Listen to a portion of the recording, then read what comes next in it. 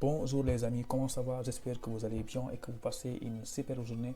Merci de me rejoindre dans cette nouvelle vidéo de Parcoursup.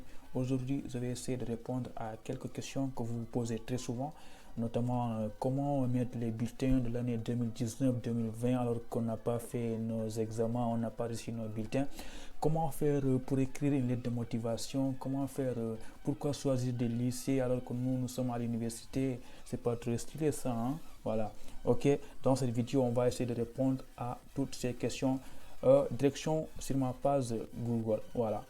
Et surtout, n'oubliez pas de vous abonner sur la chaîne si vous avez aimé les vidéos. Voilà, comme ça, pour me soutenir en fait. Voilà. Ok. Donc, là, si vous avez fini votre inscription et que vous vous connectez sur votre compte, voici la page qui apparaît. Voilà, sur votre écran. Donc, on va commencer par comment saisir les bulletins. Voilà, parce que là, c'est la question la plus répandue. Comment saisir les bulletins? Comment déposer les bulletins? Voilà, comment écrire une lettre de motivation? On va essayer de voir tout ça. Bon, imaginons que vous avez choisi un BTS communication. Voilà, vous cliquez sur détail ici. Détail un peu à droite. Voilà. Et là, sur cette page qui apparaît, là, vous pouvez saisir votre bulletin. Vous pouvez saisir votre lettre de motivation et déposer vos bulletins. Voilà. Donc, on va commencer par comment déposer ces bulletins. Je pense que là, c'est simple. D'abord, je suppose que vous avez déjà scanné tous vos bulletins. Voilà. Et si c'est fait, vous cliquez sur déposer. Voilà. Donc, et là, voici la page qui apparaît. Et là, une question très posée aussi, c'est comment mettre les bulletins de l'année en cours 2019-2020 alors qu'on ne les a pas. Là, qu'est-ce qu'il faut faire ici? Chers amis, il faut déposer votre certificat d'inscription ici. Voilà, c'est tout. Il n'y a pas besoin de chercher des bulletins parce qu'en ce moment, il n'y a pas quelqu'un, je ne pense pas qu'il y a des étudiants qui ont déjà leur bulletin pour l'année en cours. Voilà, je ne sais pas peut-être ailleurs, mais au Sénégal, à cette période-là, il n'y a pas. Voilà. Donc là, vous mettez votre certificat d'inscription de l'année en cours. Mais quand même, pour les autres années 2018-2019, là, vous déposez vos bulletins, vous cliquez ici sur déposer, et là, vous cherchez votre bulletin. Voilà, vous cliquez sur ouvrir et vous avez déposé. Et n'oubliez pas, la taille ne doit pas dépasser 3 mégaoctets. Voilà. Après ça, vous descendez en bas, cliquez sur retour. Voilà. Donc, après avoir fini de déposer vos bulletins, comment saisir vos bulletins? Parce qu'après avoir fini de déposer, il faut saisir, c'est-à-dire ce qui se trouve sur vos bulletins. Vous allez le saisir ici, les notes, les matières, tout ça. Et vous cliquez sur saisir les bulletins scolaires. Voilà. Donc, voici la page qui apparaît. Et là, première chose, regardez ici, c'est écrit 2016-2017 pour mon cas. Voilà, pour votre cas, ça dépendra si c'est 2017-2018. Voilà, et là, c'est écrit la classe de première pour le premier semestre. Et vous prenez votre bulletin de premier semestre pour la classe de première. Pour mon cas, voilà, pour votre cas, vous allez regarder en haut, c'est quoi. Et là, ça c'est très important, le N, si vous n'avez pas une note sur votre bulletin, vous saisissez grand N. Donc ici, on a 4 petites cases rouges. Là, c'est la moyenne, moyenne classe, moyenne haute, moyenne basse, voilà. Et là, c'est écrit matière. Et là, il y a une case qu'on ne voit pas très bien. Il suffit de cliquer ici. Avec, voilà, là, on voit qu'une case apparaît. Et là, on vous demande de saisir une matière sur votre bulletin de la classe de première. Par exemple, je vais saisir le français. Voilà. Bon, vous regardez sur votre bulletin. Vous avez combien en français? Disons qu'il a une moyenne de 10. Voilà.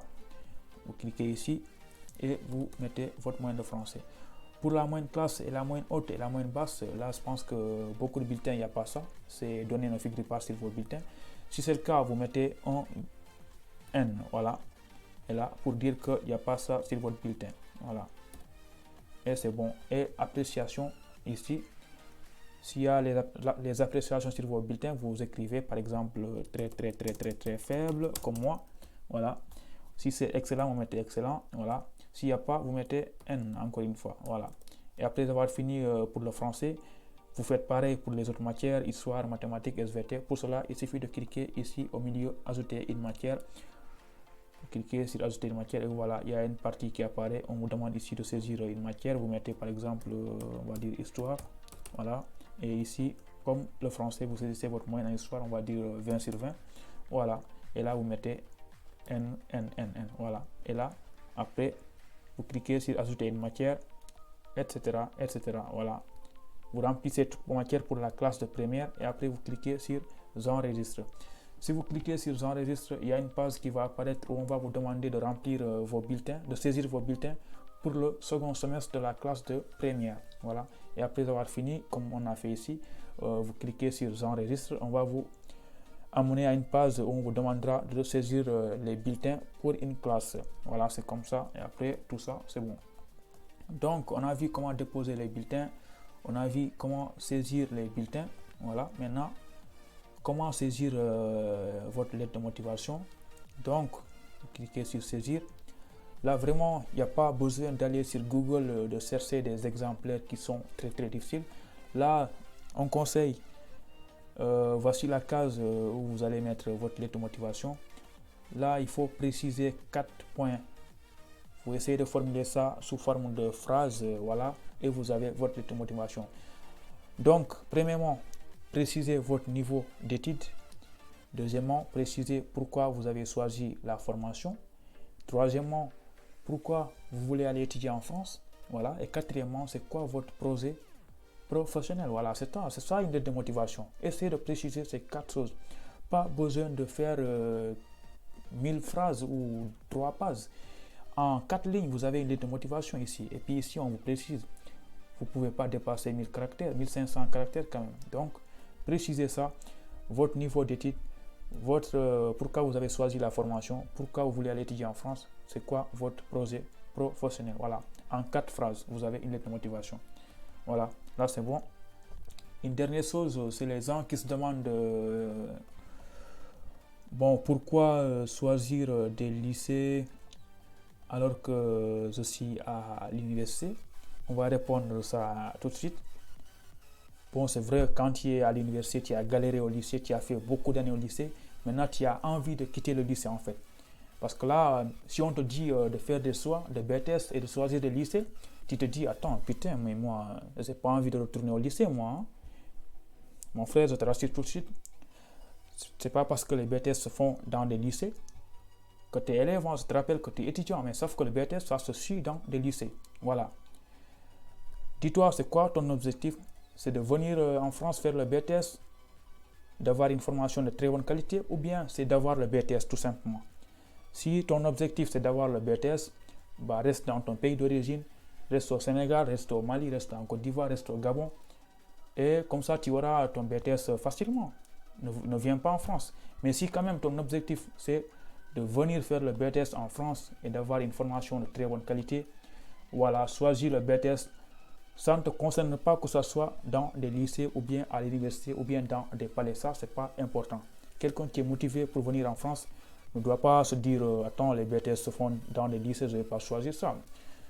Choisis les BTS, que ce soit dans des lycées ou bien ailleurs. Ça, c'est pas important, encore une fois.